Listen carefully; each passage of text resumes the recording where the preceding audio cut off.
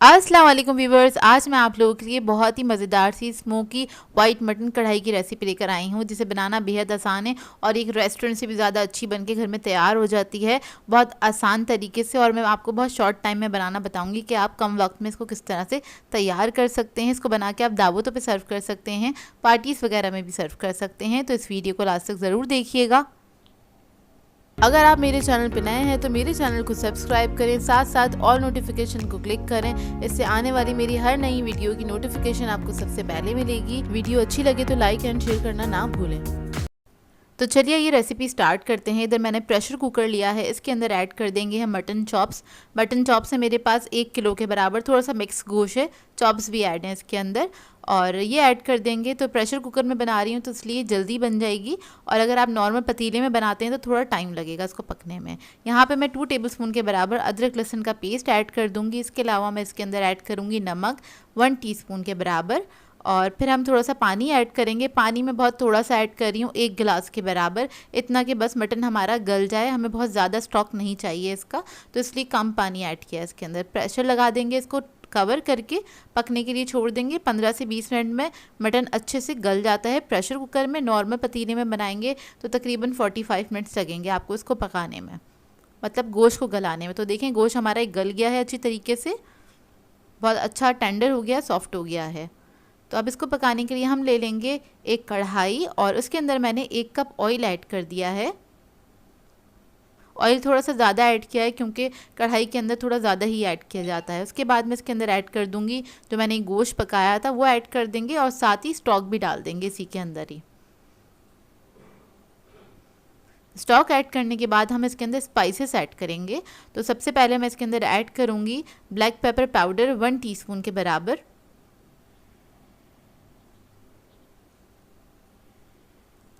White pepper powder add करेंगे 1 teaspoon, ज़ीरा powder add करूँगी 1.5 टीस्पून, धनिया पाउडर ऐड कर देंगे इसके अंदर 1.5 टीस्पून के बराबर। इसके बाद बस इसको हल्का सा मिक्स करेंगे और इसको मैं पकने के लिए छोड़ दूँगी कवर करके। तकरीबन 5 से 10 मिनट के लिए ही इसको पकाएंगे कवर करके, और लो मीडियम फ्लेम पे इसको कुक करेंगे। इसके बाद हमें चाहिए होगी फ्राइड आनियन, 4 टेबलस्पून के बराबर है ये, और इसके अंदर मैं ऐड कर दूंगी हरी मिर्चें। ये बारीक वाली हरी मिर्चें हैं जो तेज़ होती हैं बहुत, तकरीबन 10 से 12 अदद हैं। आप लोग अपने फ्लेवर के हिसाब से ऐड कर सकते हैं, कम या ज़्यादा। तो इन दोनों को मैं पीस लूँगी अच्छी तरीके से। इसका पेस्ट बना लेना है हमें, बहुत थोड़ा सा पानी ऐड करेंगे इसके अंदर और इसको बस मैं पीस लूँगी। अगर आपके पास फ्राइड आनियन नहीं है और आप प्याज फ्राई करेंगे तो 2 से 2 डली ले लीजिएगा बड़े साइज़ की, और उसको फ्राई करके फिर आप ऐड कर सकते हैं। तो देखें इसको 10 मिनट हो गए हैं पकते हुए अच्छे से। मसाला ऐड करके हमने इसको पकने के लिए छोड़ दिया था। इसके बाद प्याज और हरी मिर्च का जो पेस्ट है वो ऐड कर देंगे इसके अंदर। इससे बहुत अच्छी ग्रेवी बनके इसकी तैयार होगी, और इसको मैं मिक्स कर लूँगी अच्छी तरीके से। बस इसको अच्छे से मिक्स करेंगे, और उसके बाद मैं इसके अंदर ऐड करूँगी दही 1 कप के बराबर। दही को अच्छे से फेंट लीजिएगा, उसके बाद ऐड कीजिएगा। इसके अंदर कोई लम्स नहीं होने चाहिए, और इसको भी मैं मिक्स कर लूँगी दही को अच्छी तरीके से। फिर हम इसको कवर करके पकने के लिए छोड़ देंगे 15 से 20 मिनट तक। दही का पानी छूटेगा क्योंकि ये बहुत ज़्यादा पतला हो जाएगा, दही में काफ़ी पानी होता है, इसको हमें थोड़ा सा ड्राई करना है। तो 15 से 20 मिनट तक हम इसको पकाएंगे, जब तक इसका ऑयल नहीं ऊपर आ जाता और ये भुनाई पे नहीं आ जाता, जब तक आपने इसको कुक करना है। तो आप इसको हाई फ्लेम पे भी पका सकते हैं। तो ये देखिए तेल ऊपर आ गया है अच्छे से इसका, और ये काफ़ी हद तक भुन चुकी है। इसको बस हल्का सा मिक्स करेंगे, और मिक्स करने के बाद हमने इसके अंदर ऐड कर देनी है क्रीम। तो यहाँ पे मैं टेट्रा पैक की क्रीम ले रही हूँ, थिक क्रीम जो होती है वो ले रही हूँ। वो आपने पूरा 1 पैकेट इसके अंदर ऐड कर देना है, और इसको आपने मिक्स करना है अच्छी तरीके से। मिक्स करने के बाद बस हम 2 से 3 मिनट तक ही पकाएंगे इसको।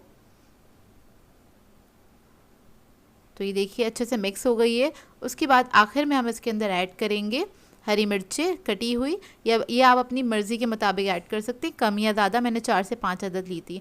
अदरक ऐड कर देंगे जूलियन कटी हुई। इसके बाद मैं इसके अंदर हरा धनिया ऐड कर दूँगी, इससे बहुत अच्छी खुशबू आ जाएगी इसके अंदर। फिर मैं लास्ट में ऐड करूँगी गरम मसाला 1/2 टीस्पून के बराबर, ये ऐड कर देंगे और इसको मिक्स करेंगे अच्छी तरीके से। मिक्स करेंगे इसको अच्छी तरीके से। उसके बाद मैं इसको रख दूंगी दम पे 5 मिनट के लिए लो मीडियम फ्लेम पे, ताकि जो हमने हरा मसाला ऐड किया है इसका फ्लेवर जो है इसके अंदर आ जाए अच्छी तरीके से। तो बस इसको मैं कवर करके छोड़ दूंगी। और इसकी आप ग्रेवी का देख लीजिए कितनी थिक है, और अभी ये थोड़ी सी और भी थिक हो जाएगी 5 मिनट पकने के बाद। तो देखिए 5 मिनट हो गए हैं। अब इसकी हम फ्लेम ऑफ करेंगे और इसके बाद इसको हमने स्मोक दे देना है कोयले से। और ऑयल भी देखें कितना अच्छा ऊपर आ गया है। तो ये रेडी हो गई है, बस इसको हम स्मोक देंगे, उसके बाद आप इसको सर्व कर सकते हैं। तो यहाँ पे एक प्याली ले ली है मैंने।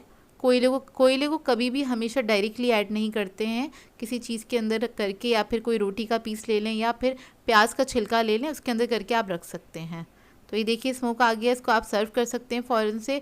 बहुत ही मज़ेदार बन के तैयार होती है। आप इसको नान के साथ, कुलचों के साथ सर्व कर सकते हैं। दावतों वाली रेसिपी है, इसको ज़रूर ट्राई कीजिएगा और अपना फीडबैक ज़रूर दीजिएगा, बताइएगा ज़रूर कैसी लगी आपको ये रेसिपी।